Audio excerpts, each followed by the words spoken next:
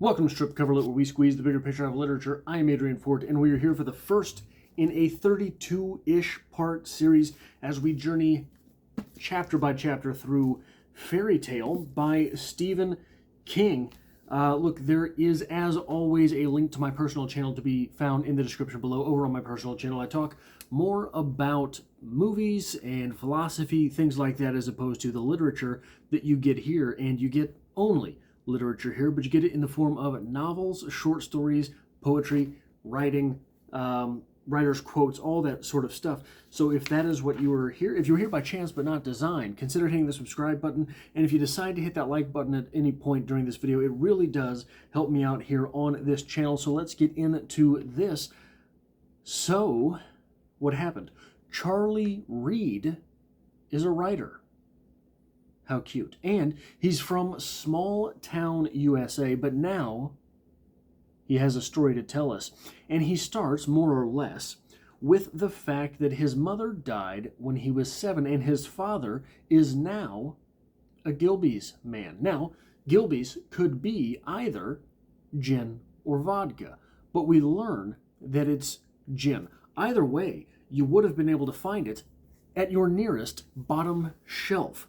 That is what Gilbey's gin is. Now, his mom, he lost his mother because his mother decided to walk to the gas station to get chicken dinner. Turns out, unfortunately, sadly, in fact, that chicken dinner, she was no winner. She is hit by a car on the way home, and we get this from page 5. There was plenty of room. The steel bridge was quite a bit wider than the wooden version had been. The problem was the steel grating. He saw my mother halfway across the bridge and hit the brake. Not because he was speeding, or so he said, but out of pure instinct. The steel surface had started to freeze. The panel truck skidded and slewed, starting to come sideways. My mother shrank against the bridge rail, dropping her little piece of chicken. The panel truck slewed further, struck her, and sent her spinning along the rail like a top. I don't want to think about the parts of her that were torn off in that death spin, but I'm helpless not to sometimes. All I know is that the nose of the panel truck finally drove her into a bridge stanchion near the Zip Mart side of the bridge. Part of her went into Little Rumple, the river. Most of her stayed on the bridge. Kind of graphic for what is coming to be maybe a YA novel. I am not sure. I did not know that about this. Dad responds poorly, to say the least, and drinks himself into such a stupor that he loses his job. Years later, we get on page 12. Lindy Franklin worked for Overland. He was also a recovering alcoholic. He wasn't one of the claims agents who was particularly close to my father, probably because Lindy never stopped at Duffy's Tavern after work with the other guys. But he knew why my dad had lost his job, and he decided to do something about it. To give it a try, at least. He made what I later learned is called a 12th step visit. He had a bunch of claims appointments in our town, and once he finished with those, he decided on the spur of the moment to stop by our place. He later said he almost changed his mind because he didn't have backup. Recovering alcoholics usually make 12th step visits with a partner, sort of like Mormons. But then he said, "What the hell," and looked up our address on his phone. I don't like to think what might have happened to us if he decided not to. I never would have been inside Mr. Bowditch's shed, that's for sure. Dun, dun, dun. Lindy becomes Dad's sponsor, and Charlie and Lindy hit it off. Things, so soon thereafter, after getting his job back, Dad gets the entrepreneurial itch and decides to go it on his own. Things start thereafter going well. Charlie, it turns out, is a gifted athlete. Also, there's a big scary house with a creepy old dude and a big scary dog. Good? Good. Well, Charlie is riding home one day on his bicycle, and he's riding past that big scary house with that big scary dog and that creepy old dude, and that big scary dog is letting out big scary howls, only they're not big scary howls. They're sort of pathetic howls. Charlie, thereafter, ends up saving Mr. Bowditch, the creepy old dude, but we do not yet know how. It is just given to us that he saves Mr. Bowditch. Now I'm going to break the rest of this video up into two sections. There's the lit crit part, where we're going to talk about the story aspect, the writing, the story aspect. We'll leave it at that. The literature herein. And after that, we're going to do a little bit of writer talk, the writerly things that I think are going on here and worth taking note of. The first thing I want to talk about here is we have a first-person narrator. Now, don't give me an exasperated sigh at that, because I'm not going to give you the same speech that you had from your sophomore high school. First-person narrator, third-person narrator, all this garbage. Second-person narrator, by the way, if you can pull it off. Something there. But the first-person narrator, the first thing we have to ask ourselves is this a reliable narrator? Normally, Stephen King does employ reliable narrators, but the reliable narrators that Stephen King tends to employ are third-person narrators, and they have a very close psychic distance. They are maybe not omniscient narrators, but they know pretty much everything. In fact, so he sometimes,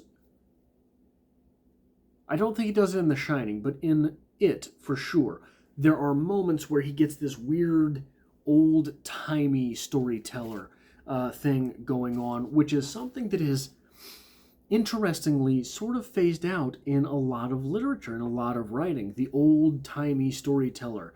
Well, I'll tell you, we didn't have it that summer, but soon bad things was going on, right? So this omniscient storyteller that is going to forecast things. We don't have that, but we do get Charlie here, who is telling the story kind of non-linearly. He keeps going back and foreshadowing things. Look, there's going to be trouble ahead here, but I'm not going to give that to you yet. We're going to be here in this part of the story. Before that, is this narrator reliable, though? That's the question. The idea of an unreliable narrator throwing out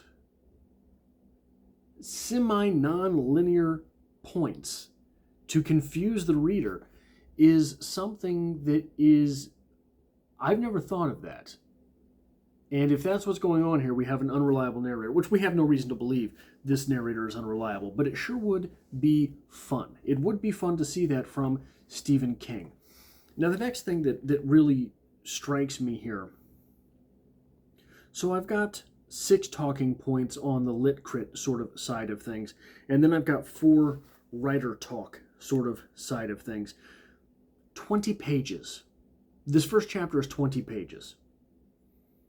That's awfully metered, that's awfully measured, that's awfully precise. Now, could be that it's just 20 pages. I'm not making any real claim about that, but so there is okay. You've got an intro, you've got a mystery, and you've got some character development. Boom. Chapter. Is this Stephen King's Harry Potter?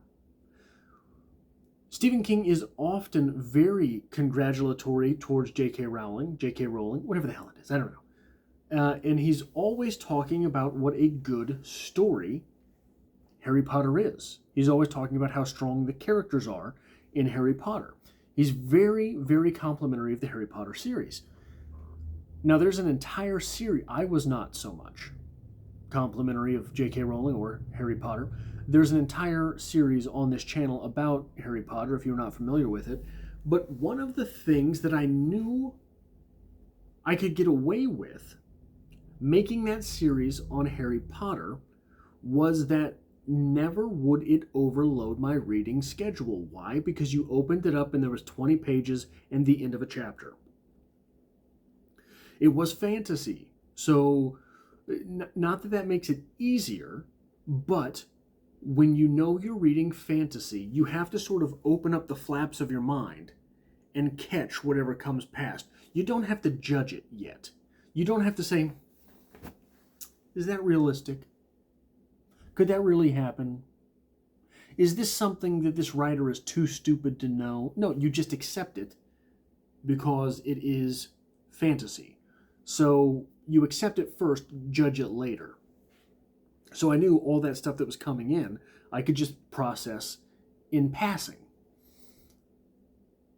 This reads a lot sort of like that.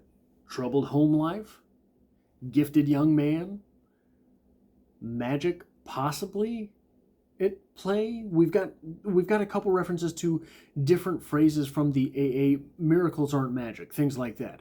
We have a couple of those phrases that get thrown around, and it makes me pretty paranoid. It makes me pretty positive that those phrases are going to come back to us. I think I've got one highlighted, but I'm not able to find it right now. But he talks a lot about the magic of things. And of course, he sends out that little prayer to God. If you do this, if you help my father quit drinking, I'll do whatever it is that you need. You've just got to show me. So we have that pleading out into the universe. We have that prayer sent out there, and we have it answered, right? So we know there's going to be some mischief at play from the storyteller. Now, what do we have here, in essence, really is the call to adventure. I'm going to read this. I'm going to read something short from Joseph Campbell's Hero with a Thousand Faces. Joseph Campbell, by the way, really interesting guy. I believe he was like 26, 27, and didn't like the way his life was going. So he decided, I'm going to fix this. I'm going to break down my day into 4 hours of reading, and then 4 hours of writing, and then 4 hours of reading, and then 4 hours of writing. And he just lived that way for years and ended up writing some of the most seminal works towards essentially what is literary criticism, but is never going to get the credit that it deserves for that. It goes into, mainly, it is used in like sociology type courses. But anyway, here on page 42, Campbell gives us a story of one of, I think it's a Greek god, I can't remember. But anyway, what happens oftentimes, one of the most easy examples to really sink your teeth into is something very simple and very easy, like, for example, Star Wars. Luke is just sort of doddering around when he runs into this weird old man Ben again, and it turns out to be a very fortuitous interaction. Think of how all the Harry Potter books start. They start with Harry Potter shoved under some stairs, right? The very first one, I think, the Dursleys' house, he's kept under the stairs, right? Now, I'm going to come to the defense of the Dursleys here a little bit, okay? Somebody needs to defend these people. They didn't ask for another kid. It was hoisted upon them, okay? So give me a break with all of your Dursley hate. These were respectable people trying to live their life, and this weird kid gets shoved into their house, okay? So, but living a very normal, well, maybe not normal, but a very mundane life, and all of a sudden, there's this possibility. In Harry Potter, isn't it that he's awake in the middle of the night and he hears Hagrid outside in the street or something? I can't remember. It doesn't matter. It's Harry Potter. But these types of stories are an example of one of the ways in which the adventure can begin. A blunder. Apparently, the merest chance reveals an unsuspected world, and the individual is drawn into a relationship with forces that are not rightly understood. As Freud has shown, blunders are not the merest chance. They are the result of suppressed desires and conflicts. They are ripples on the surface of life produced by unsuspected springs, and these may be very deep as the soul itself. The blunder may amount to the opening of a destiny. Thus, it happens in this fairy tale that the disappearance of the ball is the first sign of something coming for the princess. The frog is the second, and the unconsidered promise is the third. Here, we don't have the disappearance of a ball, and we don't have a frog, but we do have an unconsidered promise, don't we? We have that prayer which is sent out into the universe. Now, we do have other foreboding signs. We do have other things which seem to be inconsequential, but will later come back. I am assuming that this happenstance meeting with, what was his name? The guy who came to... turn this over here.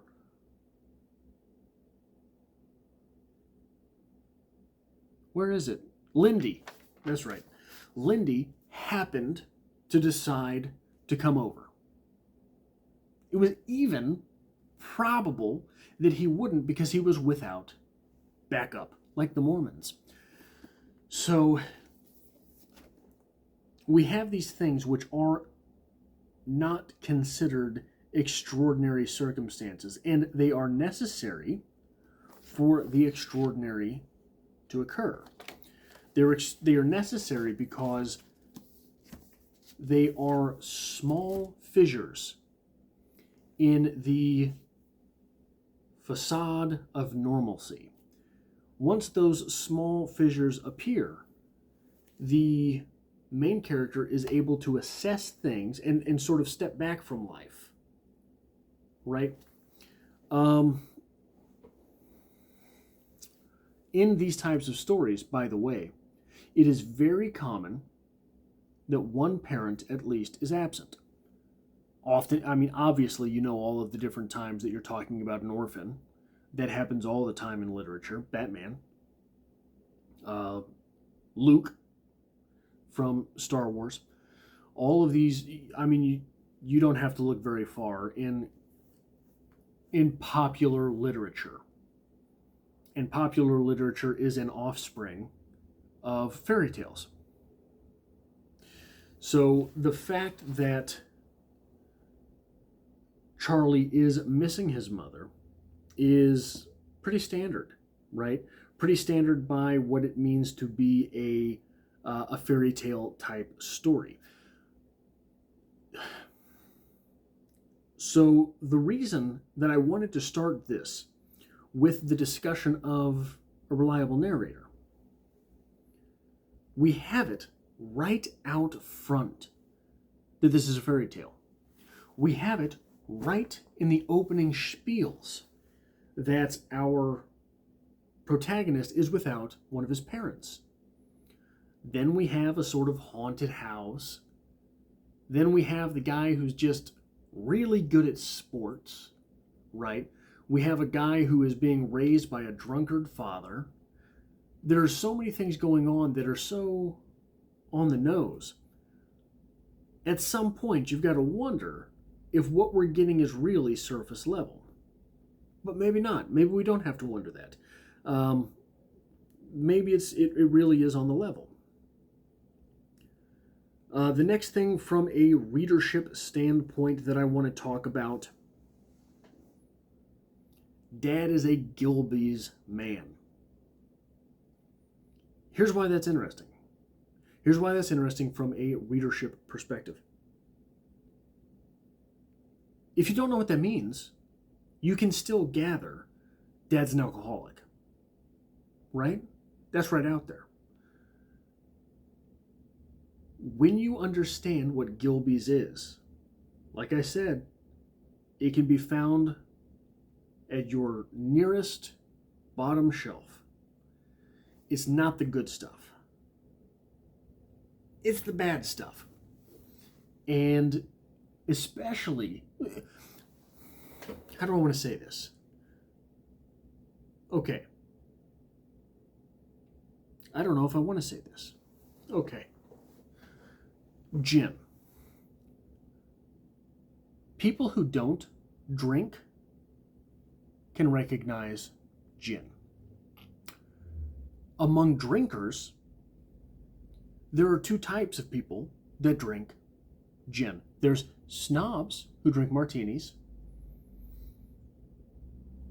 or Martians, as Stephen King refers to them in The Shining. And then there's people who are drinking gin because it smells like turpentine, and boy, it'll put you in the same place as if you drank a gallon of turpentine. So when we know that not only are you drinking gin, you're drinking the bottom shelf gin, it really communicates something different to the reader. That is interesting. So, how many details like this go over your head, go over my head, go over any reader's head? Something that the writer has put in there purposely and purposefully to communicate something. And we get the general idea. We pick up that Dad's an alcoholic. But if we don't know what Gilbey's gin is, if we've never regrettably been done in on Gilbey's gin, we don't really understand what that means. Right? So another example that might be coming in this story, I don't know, but we have Charlie, who is an athlete, is going to mean something different. It's going to mean something different. If Charlie becomes a quarterback, he says he's good at football. He's on the football team.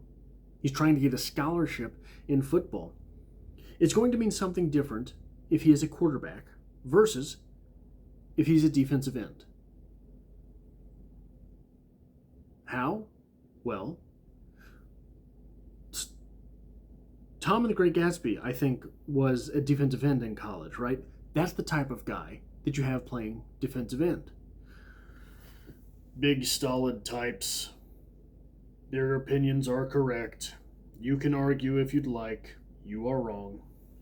Quarterbacks are different types of individuals, often in literature. Quarterbacks are the brave guy. Quarterbacks are the popular guy. Quarterbacks this, quarterbacks that.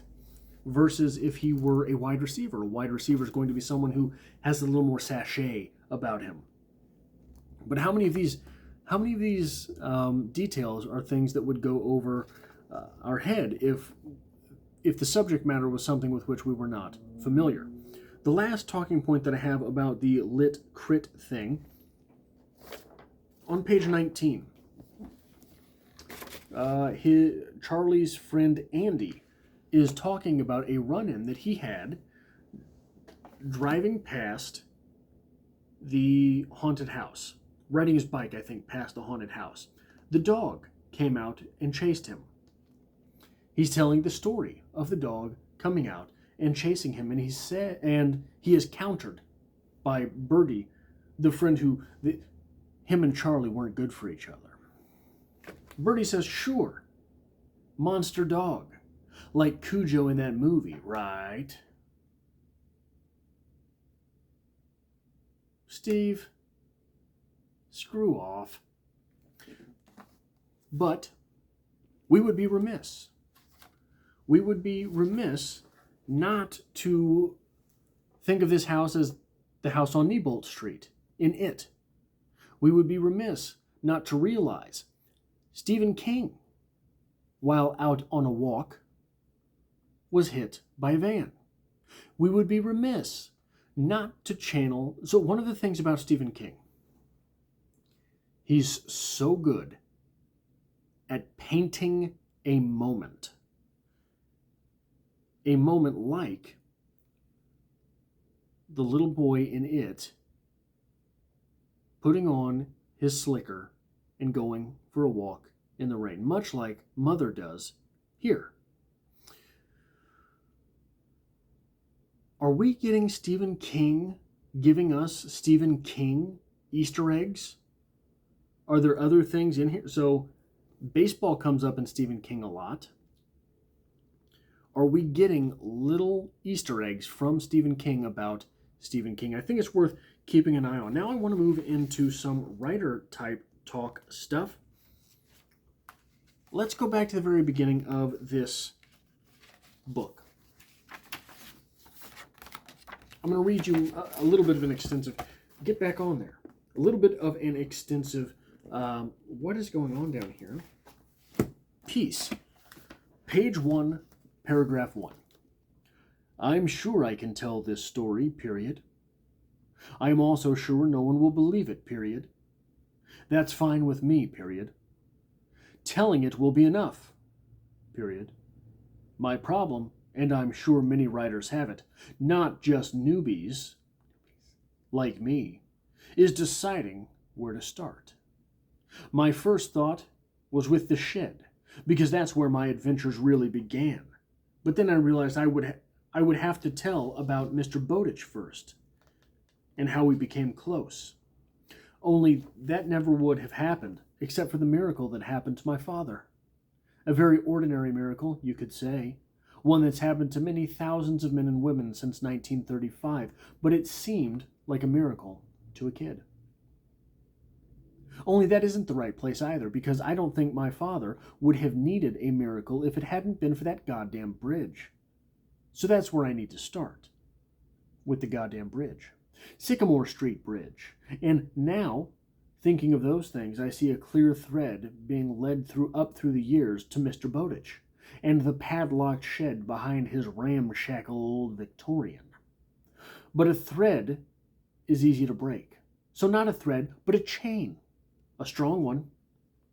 And I was the kid with the shackle clamped around his wrist. So let's go back to that original question.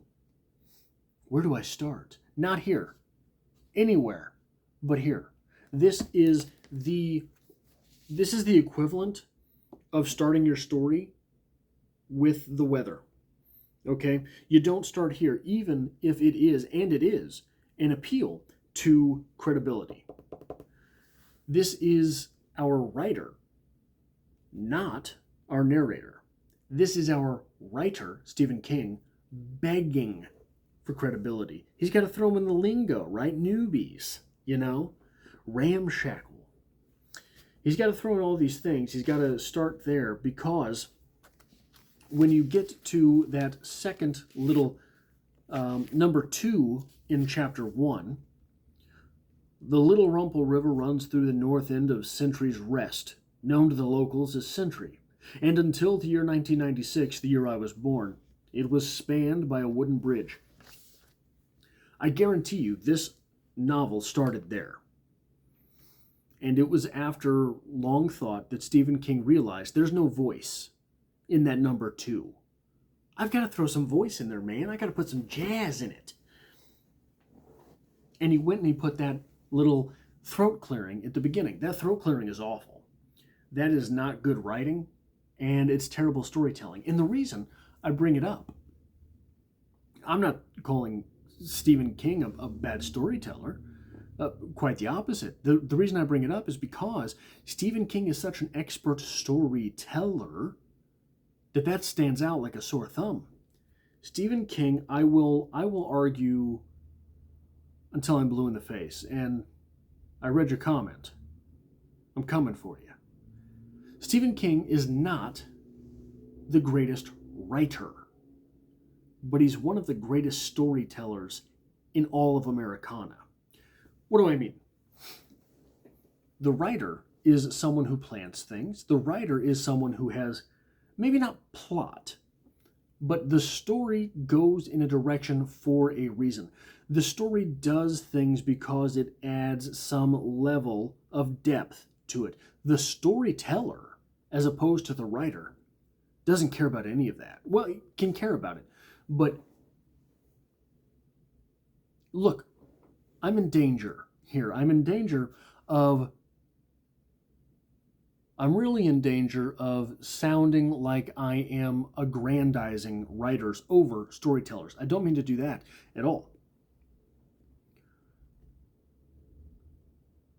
The storyteller is willing to sacrifice craft for the right emotions.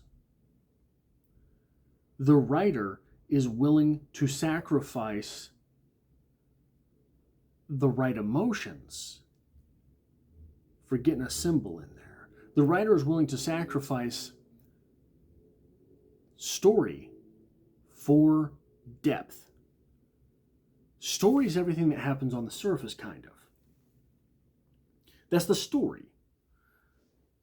Stephen King is an expert storyteller. And you can find all sorts of symbolism and depth to Stephen King's works. The two are not mutually exclusive. That's one of the things that makes it so important to distinguish them, and it's one of the things that makes appreciating each part so joyous, right? Ernest Hemingway, not a great storyteller, damn fine writer. You're not going to get a writer much better than Stephen King, or than Ernest Hemingway. Ernest Hemingway, great writer, storyteller, not so much. This is why his novels often suffer compared to his short stories. In a novel, you've got to tell a story. There's too much landscape. There's too much real estate. You've got to tell a good story. This is part of the bad rap that often gets attributed to literary fiction. The story isn't good. The stories sometimes kind of stop. When you get a book that puts both together, The Great Gatsby, interesting story, great writing. You get a book that puts both of them together, that book lives forever. You get a book that does one or the other, The Shining, that's a hell of a story. Writing, it's there. Or To Have and Have Not. To Have and Have Not? I'm blanking on it. Yeah, To Have and Have Not. To Have and Have Not. Great writing. Stories, the story's what it is. No one's there for the story. So that's that. Here's a question I want to ask in a writerly tone. All that build-up at the beginning, knowing Mom dies, does that add to suspense or kill it? I think the immediate answer, you're tempted to say it kills it. Immediately. You're tempted, if I know the outcome, how does it build suspense just to get the backstory? But because of the mundane circumstance under which Mom does die, if you don't build that suspense, you just show Mom going to get chicken dinner and getting clobbered by a van, that does not come out as not climactic, as anticlimactic. That does not come out as unsuspenseful. That comes out as bad storytelling. That's how that would feel. So you have to, with that surprise, and it would be a surprise, with that surprise, I think you have to build the suspense beforehand. So it's interesting how that happened here. Another little thing I want to talk about. Page 5 here.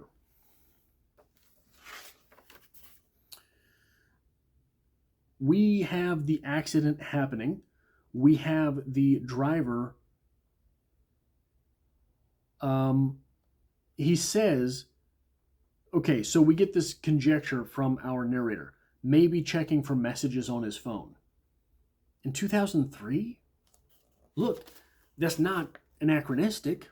Could have happened. But would it have? Especially you're talking about small town America? I mean, 2003, yeah, you had cell phones. You could text message.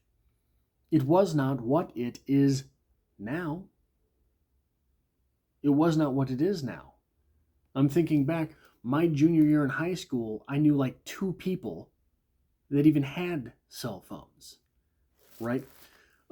So it was possible, but maybe not probable. When you're thinking back, now Stephen King is writing.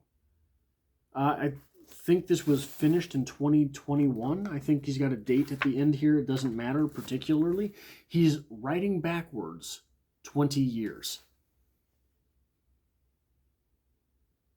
That's rough, man. That's rough. But I do want to call him out because on page 7,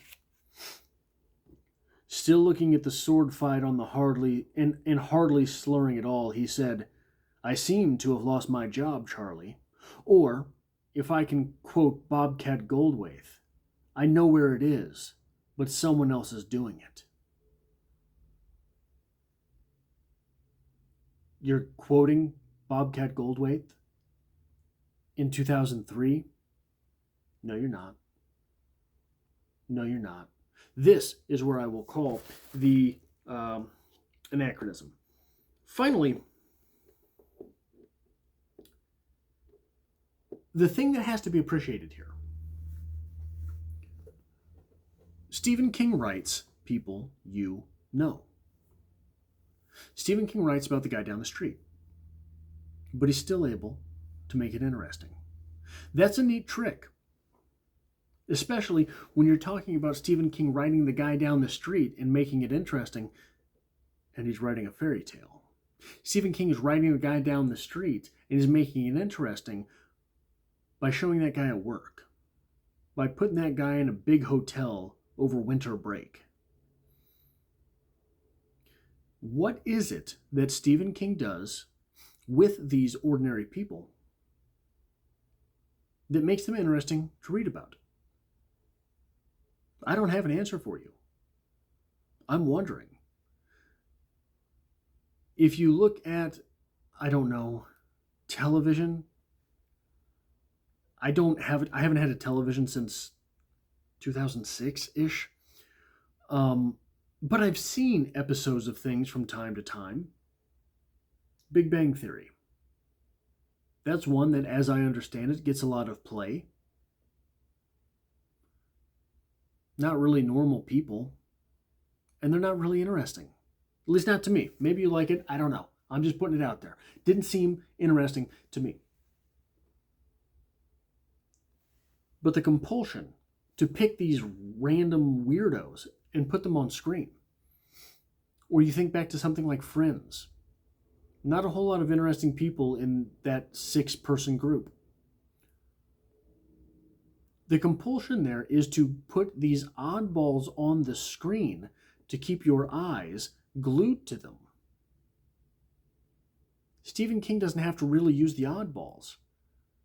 In fact, Stephen King uses oftentimes from these people completely mundane language, but it's mundane language that you don't see in print. I wish I had marked these, but there's so many things that these people are saying to each other that is completely mundane,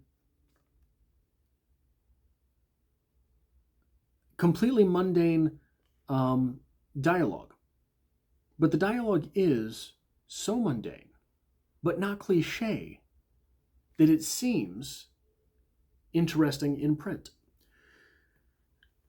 And I don't know how he does that either. So that is all I have for this chapter 1. This is chapter 1. I will be back on Monday with chapter 2. If you were seeing this in real time, if you were seeing this in the future, surprise, there's already a playlist. And you can just weasel your way right through these videos, as we have already, the real-time folks, me and the real-time folks, have already done all the heavy lifting. All you've got to do is sit back and enjoy the videos. There's going to be some comments down there maybe. You can read along, see what's going on with this. Anyway, that is all I have for this video. I hope to see you next time for Chapter 2.